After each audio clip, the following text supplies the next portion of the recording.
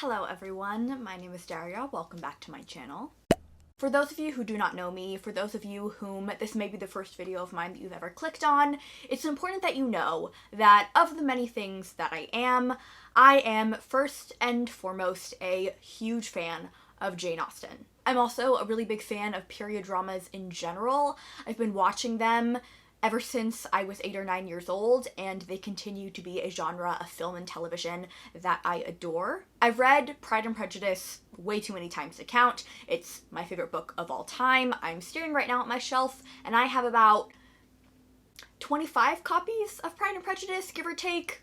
I know. Right here, I've got a Pride and Prejudice frickin' pillow. The obsession runs deep is what I'm trying to communicate here to you. So, when I heard that Netflix was going to be adapting my second favorite Austen novel of all time, Persuasion, I was ecstatic. And I was lucky enough to receive screeners for this movie ahead of its release.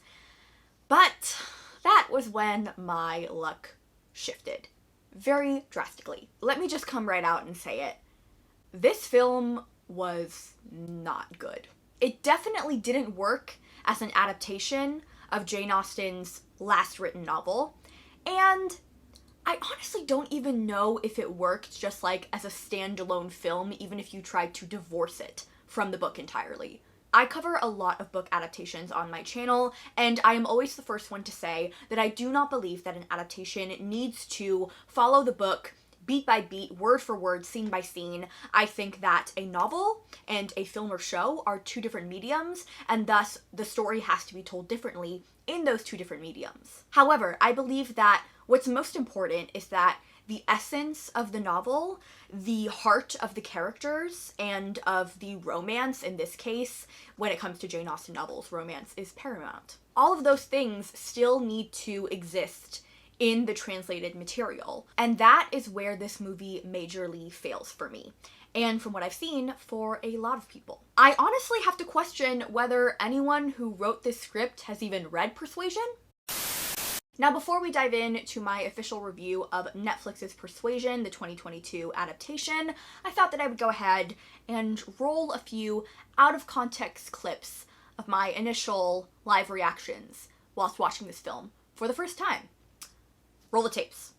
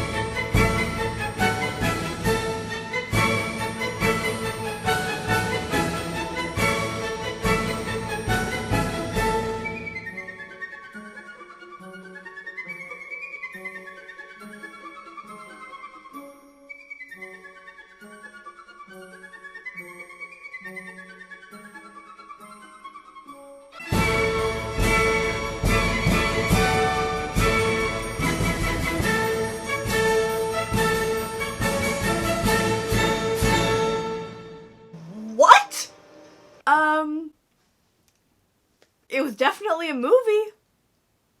It was a movie that I watched. I honestly don't know what to think other than, I don't know who that was on my screen, but I know for damn sure that was not Elliot.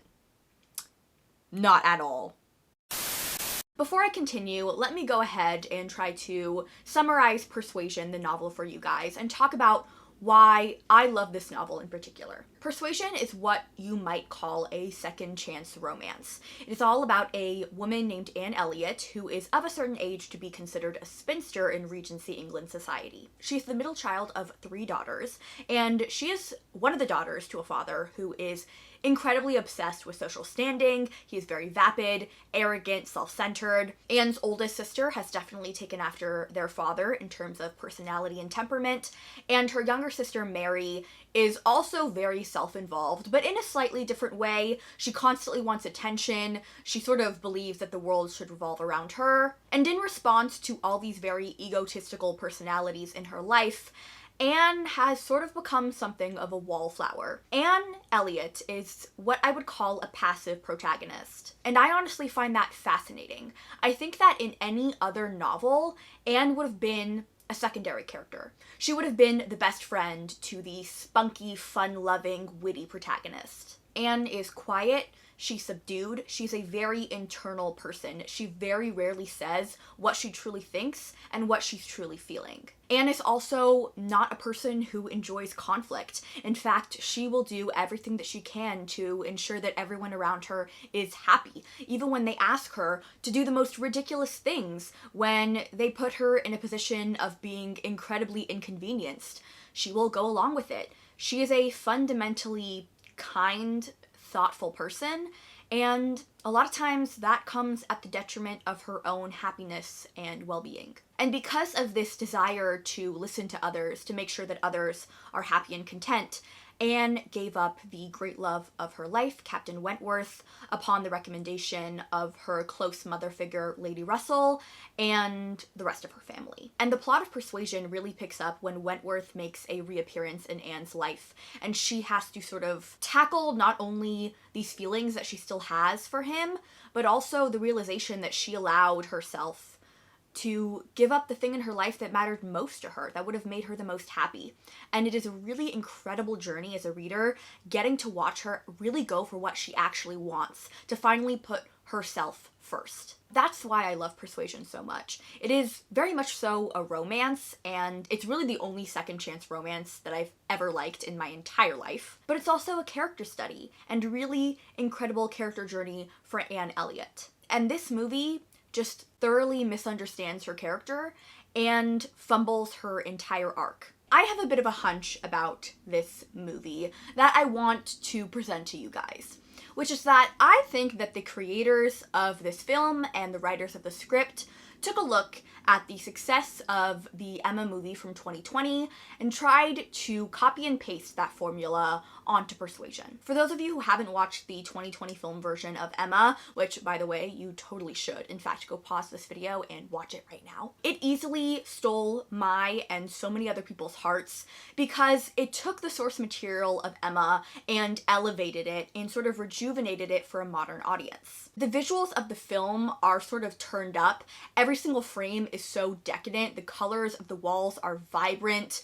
The clothes are just so ornate, and the humor featured in this film at times can feel very modern. A lot of times the characters would take some sort of action or do something that seemed like it was straight out of the 21st century. For example, there's one scene where Knightley is so like twisted up in agony over his feelings for Emma that he just like flails and flops onto the ground.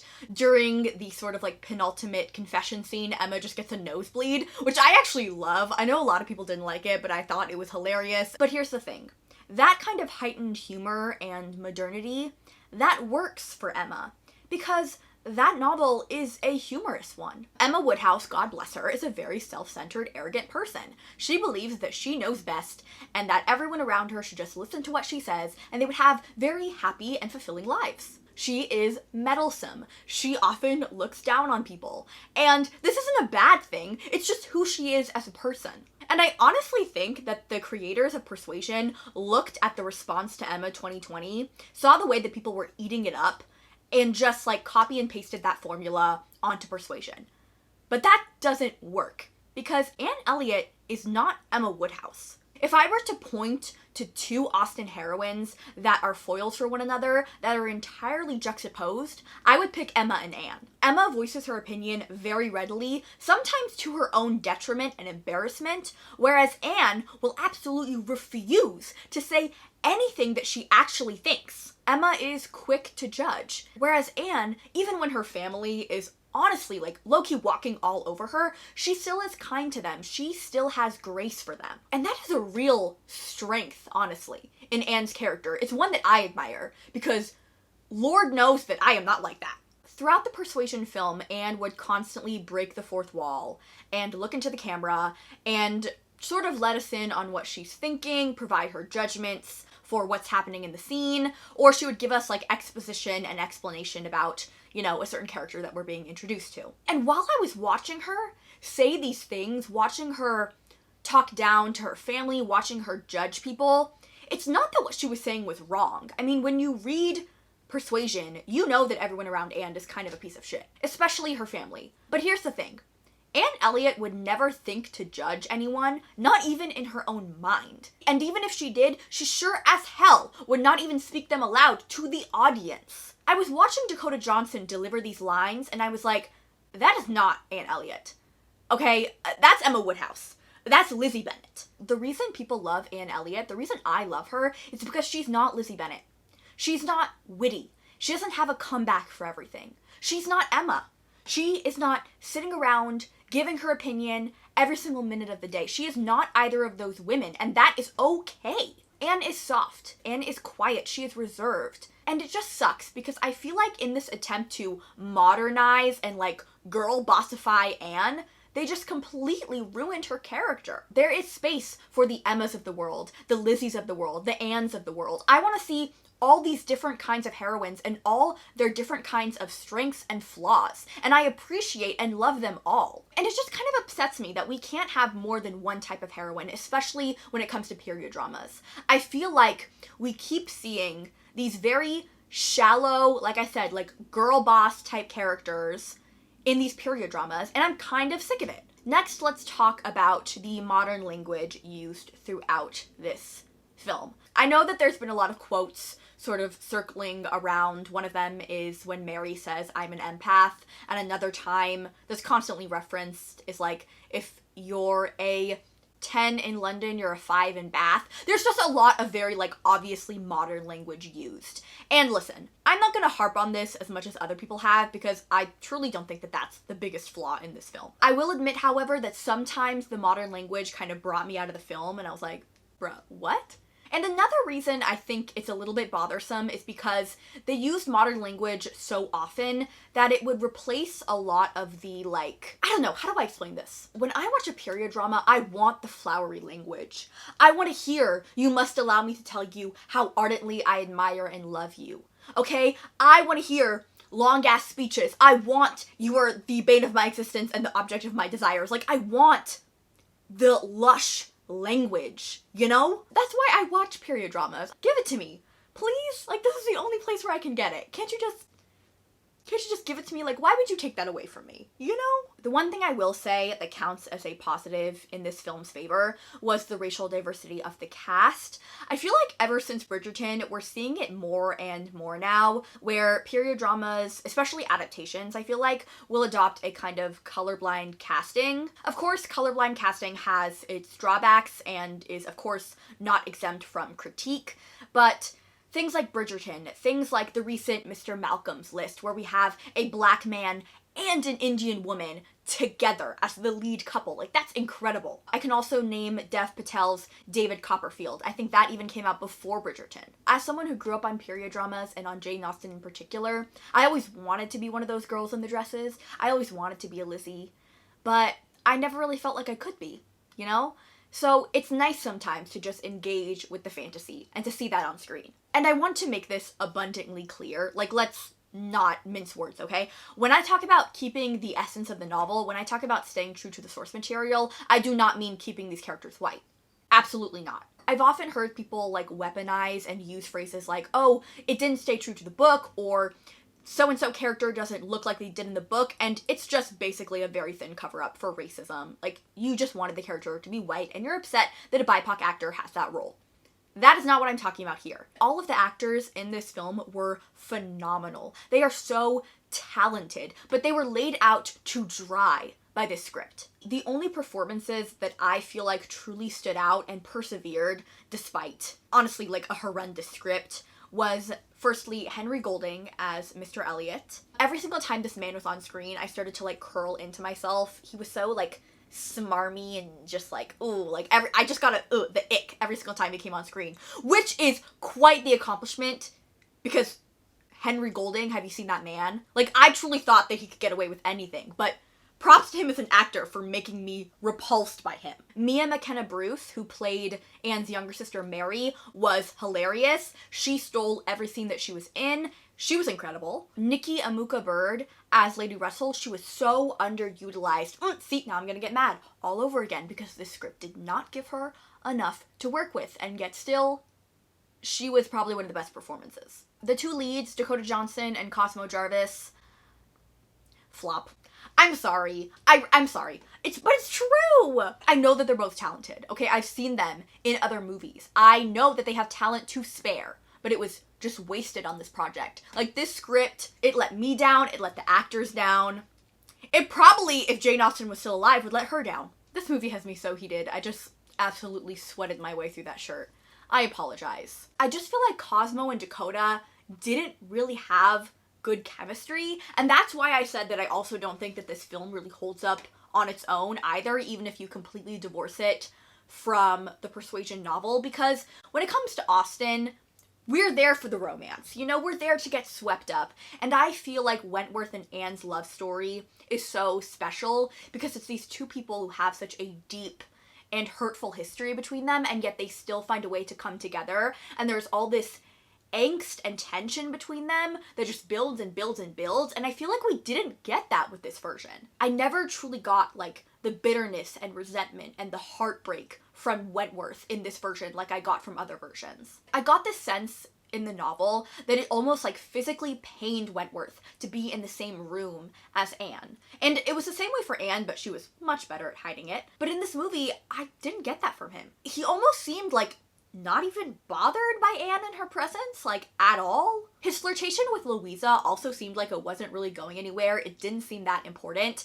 And that is a really big part of the book. The fact that Wentworth is acting in such a way with Louisa that everyone expects them to get engaged. And if he doesn't marry her, that is a really scandalous thing. Like, he basically traps himself into having to marry this girl and doesn't know how to get out of it. And Anne has to just watch him seemingly move on with someone who's part of her family. Like, it is a very tense and high-stakes situation, and I just did not get that at all with this movie. If I were to try to find some kind of silver lining in all this, I will say that I am happy that more people are going to be introduced to Persuasion, Jane Austen, period dramas because of this movie.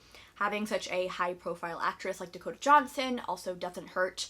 So for that, I'm glad, and I'm also very glad for the diversity in the cast. I will always be happy to see BIPOC actors on my screen, especially in period dramas. So for those two things, I am glad and grateful. Also, in case you didn't know, on my channel, I have this running series called Battle of the Austen Adaptations. I've done a Battle of the Emma adaptations. I've done Northanger Abbey. I've done, oh god, there's one more. I've done Persuasion. Jesus Christ. And that was the one that I like actually wanted to talk about. Oh my god. Anyway, I looked at 3 different adaptations of Persuasion, the 1995 movie, the 2007 movie, and a miniseries made in the 80s, and I ranked them. If I were to rank this new adaptation in that lineup, I would put it 3rd. So it would be above the 80s miniseries, but below the 95 and 07 films. Those two are just so good. I honestly, sometimes I flip back and forth between which one is my favorite. Actually, that's not true. 07 is my favorite, basically just because I love Sally Hawkins. But yeah, if you get done watching Persuasion 2022 and you feel like empty like I did, I would highly recommend watching the 95 film or the 07 film. I feel like you could show me any scene in this film and I'd compare it to the book counterpart or even to similar scenes in other Persuasion movies, and The book and all those other films, all those other adaptations would have done it better. Yeah, it just sucks. This movie could have been so good if you just stuck to the essence of the book, if you hadn't completely butchered the main character. Like, you can't have a good adaptation if you're going to fundamentally misunderstand the main character. Damn. So that is it for me today, you guys. I hope that you enjoyed this video, and if you did, don't forget to like, subscribe, and comment down below. I would love to hear from fellow Jane Austen fans. I would love to hear from people who have never read a single one of her books. I'd also love to hear from people who liked this film. I think you can tell that I didn't really like it at all, but I'd love to hear an opposing opinion. And if you want to find me anywhere else, all those links will be down below. I love you all very dearly, and I look forward to seeing you in my next video, which also may or may not be Austen themed. Spoiler alert, it is going to be the Mansfield Park Battle of the Austen adaptations. Just a little tidbit, just for you.